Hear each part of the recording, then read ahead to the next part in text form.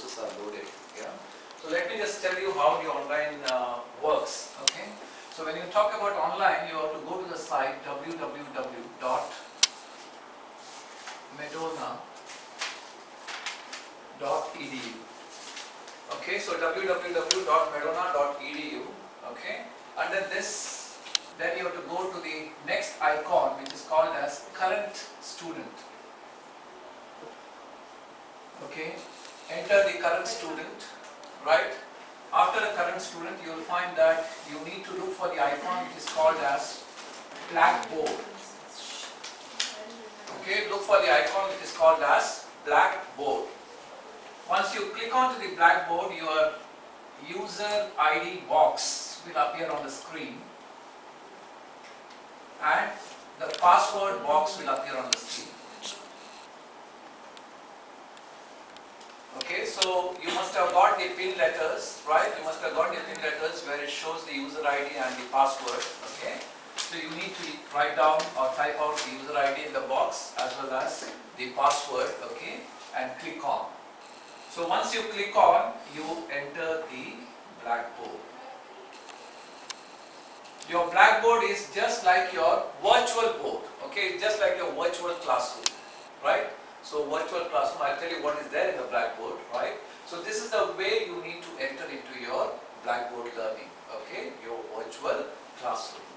There is other way of going into this directly. So in this case, www.medona.edu, okay? Once you enter, there is a box which shows quick links, okay? In the quick links, there is Blackboard icon in the quick links. So click on to the Blackboard icon. Same way, you will find that again user ID box will appear and the password box will appear. Okay. So once you enter into this, you will find that you are entering the Blackboard. In the Blackboard, you will find there are, icons this way. And you'll find there will be courses seen on the Blackboard, okay? Like for example, maybe a course on astronomy, okay? Or a course on financial planning, etc. Whatever course you are enrolled for, those courses will appear here on the Blackboard, okay? Now, if you are doing astronomy, then click on to the astronomy icon, okay? Once you click on to the astronomy icon, you will find that your astronomy page will appear on the screen. Okay, so astronomy page, once it appears, you will find there are different icons in the astronomy page. Okay, so there may be several icons, but I will be talking about only very few icons which are very useful for you, and it's very, very user friendly. Okay, so we have the first icon which is called as faculty page.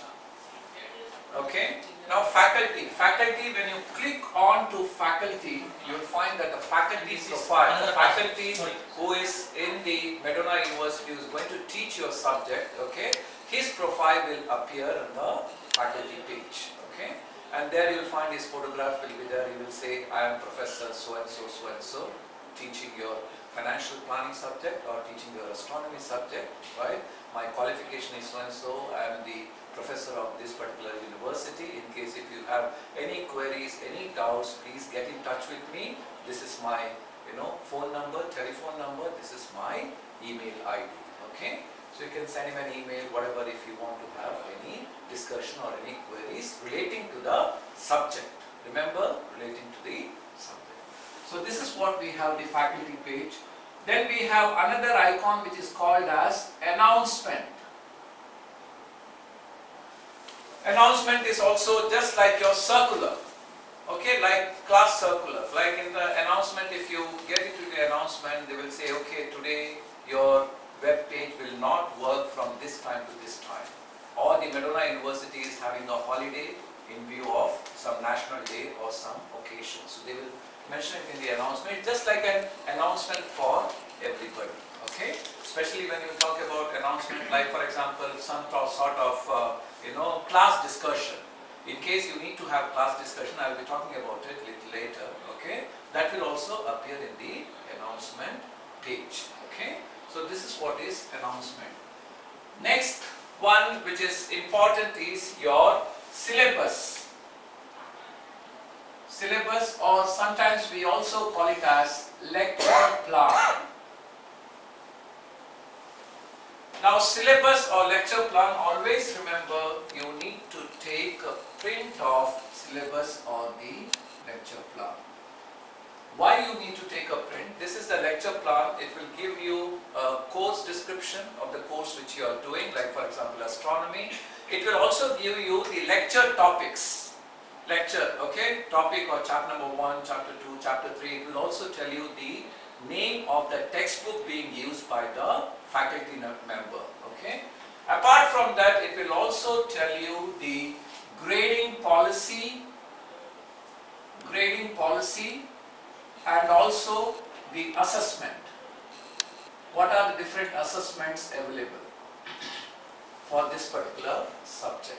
Okay, so grading policy will be there, assessment will be there, course description will be there, chapters to be covered, okay, for the semester will be there in this particular syllabus, okay. So you need to download this and take a printout. It will give you a crux of everything what you are going to do for the whole semester, okay. So it will give you all the information. For example, assessment.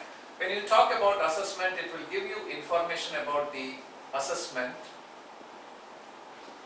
I'll be talking about the assessment later, but it will tell you all the information about the assessment. They say that the assessment is total for 100 points. Sometimes they say points, sometimes they say marks, okay. It all depends on the professor, what terminology he is using it, okay. Now in this assessment you will find, maybe they may give you a case study, okay, or case study they may give, or short answer questions. They may give you a midterm. It depends on what exactly they give, okay. They may have a final examination. They may also have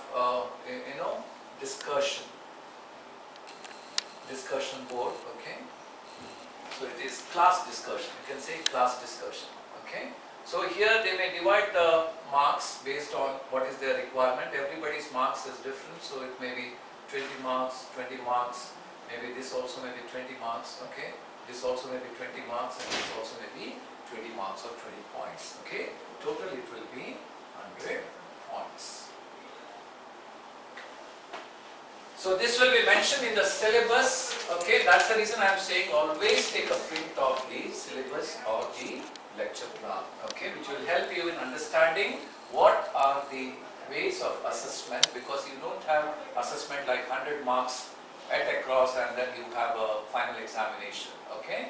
All the assessment is divided into small, okay, small areas of assessment, like we have case studies, short answers, midterm, final exam, discussion. Sometimes some of the professors, they just give you, probably just a case study 50 marks and final examination 50 marks, okay. It all depends on the professor, right. So it all depends on how they are assessing you throughout the semester. Remember, all these things you need not submit it at a time, okay. There is a time frame. I will tell you what is the time frame here, okay. Is that clear with the syllabus? Same way the grading policy. Remember, grading policy, if you are scoring 90 plus, it goes with the A grade, okay. If you are scoring 80 to 89, it goes with all the B grades, okay. 70 to 79, it goes with all C grades, okay. Never go below C grade. The next one is course document. The next icon is course document, okay. Now this course document also you need to take a printout, right? Why? Because this course document contains summary of each chapter. Sometimes summary, sometimes they give additional materials, okay, apart from your textbooks in this particular course document. So this will be helpful for you while attempting your midterm examination or your final examination. Sometimes they will give you, a midterm or final examination which could be MCQs, true and false, fill in the blanks. Mostly it will be MCQs, okay. I'll tell you, that is multiple choice questions. So all those things will be very, very useful. So always take a printout of the course document, because it gives a summary of each chapter, okay, with some information or some additional information, so you take a printout and keep it with you. Okay. The other important one is, very important one is the assessment. Assessment icon. Okay, sometimes they call it as assessment or they call it as assignment. So this is a very important icon, assessment or assignment. Okay. Now in this case you will find that whatever assessment is there, it will be appearing in this particular icon, under this icon.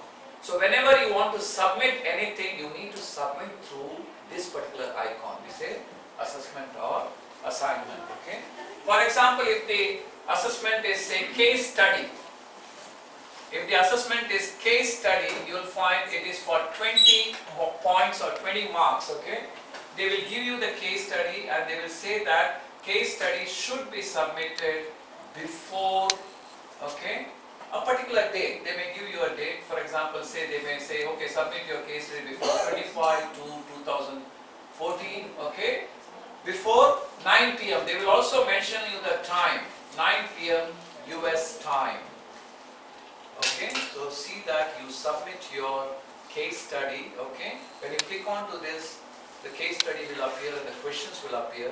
Okay, and there may be 3 or 4 questions or 5 questions, whatever it is. You need to answer those questions. Okay, type it out. They will also give you a word limit. Okay, you need not type a very huge, big answers and all. They may give you a word limit. So whatever word limit they are giving, you can type it down, right? Put it as a Word document, save it as a Word document, put your name, your ID number and say case study. Okay, and then you need to submit it here itself. Okay, so here you will find that they will say browse the file, then they say attach the file, and then they say submit. So it will go straight away to the professor. Okay, so this is the way you need to submit. But remember, whenever you are submitting, don't submit on the last day of your submission day, because sometimes if the site doesn't work or if there is something going on there also, it may not reach the professor. Submit always one day before. Because whenever there is a case study or any particular submission, they will not tell you to submit it immediately within 2 hours or within 1 day. They will give you a time limit. They may give you 3 days, 4 days, 5 days, whatever. But always remember, submit 1 day before. Also, don't submit on the last moment. 1 hour before 9 o'clock, okay, you are submitting. That should not happen. Okay, so you need to submit before the time frame. Okay. Same way, the short answers also, it is the same thing. Once this is done, okay, you will find that you need to go with the short answers, whatever they say. Okay, then the short answers will appear. Remember, if you don't submit before the specified date, automatically the icon will become inactive. It will become lighter. So then you click on to the attachment, it will not work. Why? Because it is off the date. Date is already over. Okay. Same way we have the other one is midterm or final examination. Midterm or final examination, sometimes they give MCQs. Say for example, midterm they are giving as a MCQ. Okay. In this case, they will mention to you midterm will be for 20 points or 20 marks, whatever marks they are using it, and then they say that you need to do your midterm between so and so date to so and so date.